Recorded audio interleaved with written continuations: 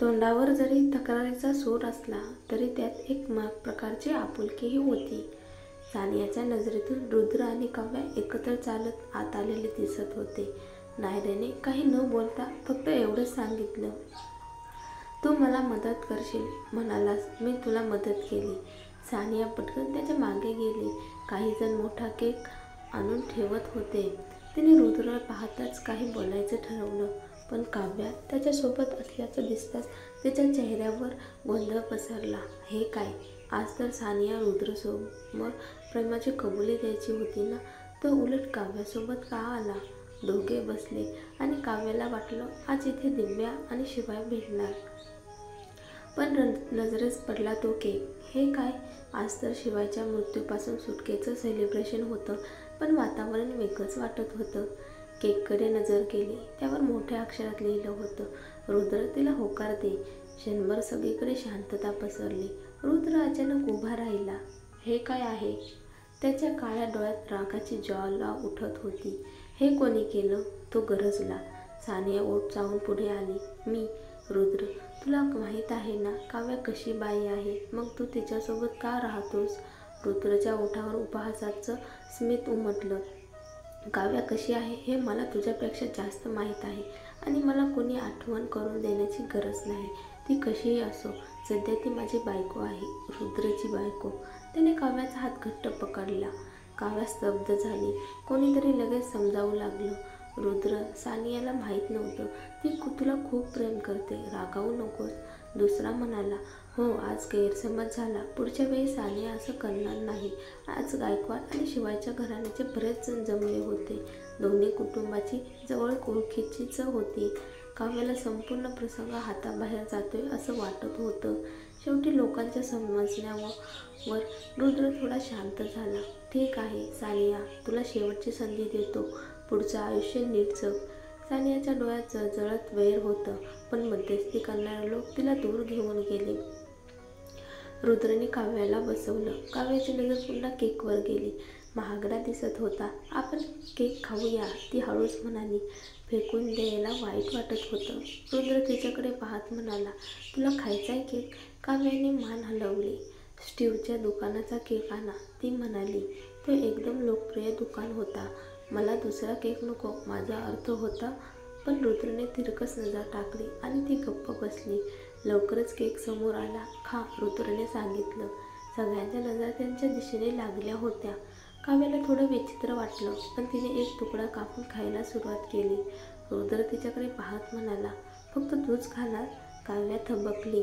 त्याच्या अर्थपूर्ण नजरेत तिला एक विचार चमकला. हा तिला त्याला खाऊ घालायला सांगतोय का? तू? त्याच्या नजरेला समोर जायचं धाडस न झाल्याने तिने लगेचच छोटा काटा घेऊन त्याला तुकडा दिला. रुद्र समाधानाने केक खाल्ला. मागचे लोक कुजबुजू लागले. आज रुद्रचं प्रेमसत्र बघायला मिळेल असं वाटलंच नव्हतं. त्याला क्लीननेस ऑब्जेक्शन आहे, तरी काव्याच्या हातचं खातोय. ती त्याची बायको आहे, त्यात काय? मला पाहवत नाही, मी निघते. रुद्रला खरंच तिच्याबद्दल भावना आहेत का? हाय सिटीतील कित्येक बायका काव्याचा हेवा करतात. काव्याचा चेहरा लाल झाला. शेवटी समारंभ संपला. बाहेर रुद्रने तिचा हात धरला. पोट भरलं का? नाही तर दुसरीकडे जाऊ? काव्या थोडी दचकली. तिने खरंच आत फारसं खाल्लं नव्हतं. ठीक आहे, ती म्हणाली, म्हणजे पोट भरलं नाही. चल. त्याने पुन्हा तिचा हात घट्ट धरला. पहिल्यांदाच तो तिचा हात असा धरत होता, तेही गजबजलेल्या रस्त्यावर. त्या क्षणी ते अगदी साध्या प्रेमी युगलासारखे वाटत होते. काव्याला स्वप्नात असल्यासारखं भासलं. ना कटका रस्ता, ना भांडण, फक्त ती आणि तो. पण अचानक मागून तेजस्वी हेडलाईन्स लागले. एक कार वेगाने येत होती. क्षणातच रुद्रने तिला जोरात बाजूला ढकललं. टायरच्या ब्रेकचा तीव्र आवाज आणि जमिनीवर कोसळलेला रुद्र काव्याच्या नजरेत पडला. कारच्या खिडकीत दिसली सानिया. ती उतरली आणि रुद्राच्या कपाळावर रक्त बघून काव्या थरथर कापली. रुद्र. ती त्याच्या जखमेवर हात ठेवत रडू लागली. सानिया, पोलिसांना फोन कर. सानिया किंचाळली. सगळं तुझ्यामुळे झालं. मला तुला मारायचं होतं, तू का नाही मरलीस? रुद्र तुझ्यासाठी का मरायला गेला? काव्याचं हृदय फाटून गेलं. सानिया अजूनही बोंबलत होती. तो मेलास तर कारण तू आहेस, तू त्याला भुलवलंस. त्यावेळी रुद्रची माणसं आली. त्यांनी त्याला उचलून गाडीत बसवलं आणि काव्या त्याच्यासोबत धावली. हॉस्पिटलमध्ये पोहोचल्यावर पोलिसांनी चौकशी केली. काव्याने थोडक्यात सगळी घटना सांगितली. 1 तास झाला पण आतून काहीच बातमी आली नव्हती. तेवढ्यात बाहेरून ओळखीचा आवाज घुमला. रुद्र, रुद्र कसा आहे? ती होती गायकवाड कुटुंबाची आजी. काव्या उठली. तशीच गायकवाड कुटुंबातील आजी थेट पुढे येऊन तिच्या गालावर चापट मारली. काव्या थबकली. काही न बोलता फक्त निर्विकारपणे त्यांच्याकडे पाहत राहिली. आजीचे डोळे लाल झाले होते. सगळं तुझ्यामुळे झालं. अशुभ लेकरा, रुद्रला काही झालं तर मी बस आई, रुद्रची मावशी मध्येच म्हणाली. तिला काय सांगायचंय? लाज नसलेल्या मुलीला काय समजणार? आपलं लेकरं नाही तरी इथे राहतेस, तिच्याशी काय बोलायचं? इतक्यात डॉक्टर बाहेर आले. मिस्टर गायकवाड शुद्धीवर आले आहेत. आजी आत धावल्या. काव्याही आत जायला लागली पण आजीने रागाने थांबवलं. तू आत नाही येणार. काव्या थांबली. डॉक्टरकडे वळून विचारलं, रुद्र कसा आहे? ठीक आहेत, फक्त सौम्य प्रकारचा डोक्याला धक्का बसला आहे. इतर काही जखम नाही. काव्याच्या मनाला थोडा दिलासा मिळाला. आत रुद्र आजींना म्हणत होता, तुम्ही एवढं कसं बेफिकीर राहता? आणि ती सानिया आयुष्यात पुन्हा गायकवाड कुटुंबात पाऊल ठेवणार नाही. त्याने नजर फिरवली. काव्या कुठे आहे? आजी रागाने म्हणाल्या, तिचं इथे काय काम? तिनेच हे सगळं केलं. ती कुठे आहे? रुद्रने कपाळावर आड्या चढवत विचारलं. उत्तर न मिळाल्याने तो उठू लागला. अरे थांब, ती बाहेरच आहे, बोलावून आणते. आजी मनाविरुद्ध म्हणाल्या. काव्या आत आली. रुद्रची नजर लगेच तिच्या गालावरच्या लाल चटकेवर गेली. आजीची नजर चुकवत असल्याचं त्याने ओळखलं. त्याच्या चेहऱ्यावरचा रंग गडद झाला. रुद्र, तिने तुला किती त्रास दिला, डोक्याला मार लागला आणि तू? सानिया मला मारायला आली होती. काव्या फक्त मध्ये अडकली. तिची चूक नाही, रुद्र मध्येच म्हणाला. काव्या थबकली पण तो इतरांकडे दुर्लक्ष करत तिला जवळ ओढत म्हणाला, औषध आणा. डॉक्टरांना थंड स्वरात आदेश दिला. डॉक्टरांनी बॉक्स आणला आणि रुद्र स्वतः तिच्या गालावर थंड कापसाने औषध लावू लागला. काव्या त्याच्या घट्ट मिटलेल्या ओठांकडे पाहत होती. तो काय विचार करतोय असा तिला प्रश्न पडला. आजी हे दृश्य पाहून रागाने उसळल्या आणि संतापाने निघून गेल्या. आजी फक्त तुझं भलं इच्छितात. काव्या म्हणाली. मी तुला मारलं तरी तू सहन करशील का? रुद्रने विचारलं. तिला तिच्या नातवाची काळजी आहे, ते मी समजू शकते, ती म्हणाली. दुखते का? नाही, ती म्हणाली. पण त्याचा हात चुकवत कापूस स्वतः घेतला. तुला डोक्याला मार लागलाय. डॉक्टर म्हणाले विश्रांती घे. तेव्हाच शिवायचे वडील आत आले. रुद्र, मला माहीत आहे सानियाने चुकीचं केलं. तिला सोडू दे. मी तिला परदेशात पाठवतो. ती पुन्हा तुझ्यासमोर येणार नाही.